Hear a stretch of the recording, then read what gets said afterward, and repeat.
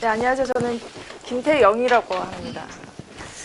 그 40대 후반에 그 현장 경험도 없어서 처음에 너무 공부하기가 참 힘들었고요. 첫날 제 그 세 번의 한계를, 인간의 한계를 느꼈는데, 첫날 수업 듣고 나서 환불 받을까라는 생각이 들더라고요. 내가 과연 이 공부를 하는 게 맞는 걸까라는 생각이 첫날에 들었고요. 그 다음에 공부하다가는 뭐 수시로 들었고, 그 다음에 그 공부 마지막 정리할 때 한 2주 전에 이제 연휴 기간 때 공부하면서 그때 또 한 번 한계를 느꼈고요.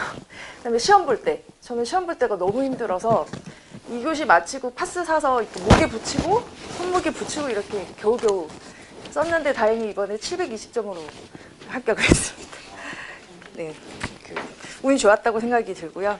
저는 작년 5월 달에 학원 등록해서 정규반 새 사이클 듣고, 그러니까 마지막 새 사이클 들을 때 모의고사 1반을 들었습니다.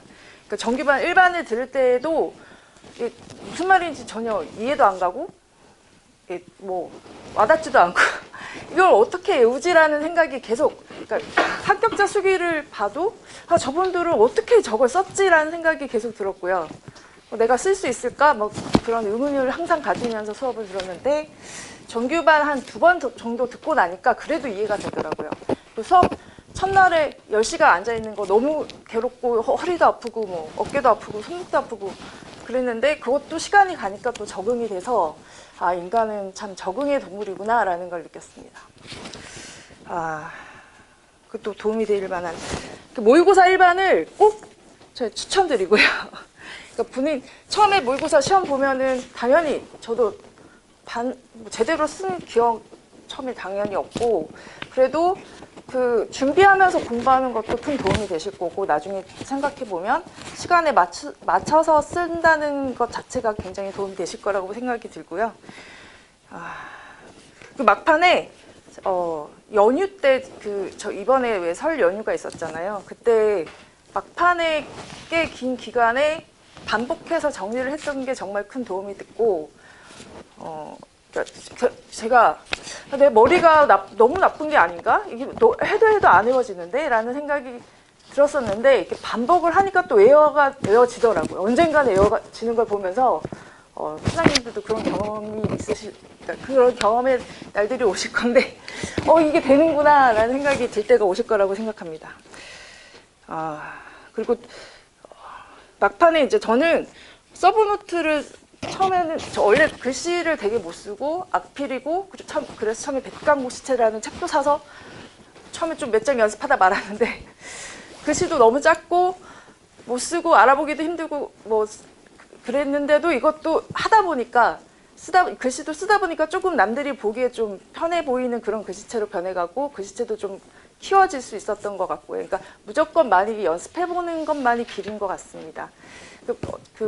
저는 도움이 됐던 게 서브노트랑, 그러니까 그 서브노트가 뭐 시간을 들여서 하는 게 아니라 선생님이 주신 그 숙제, 처음에 한 3-4시간 걸려서 만들었는데 베드로 막 써져 있는 그 숙제들이랑, 나중에 그 베드가 어느 순간은 없어지는 날들이 또 오긴, 99까지는 아니더라도 없어지는 날들이 오더라고요.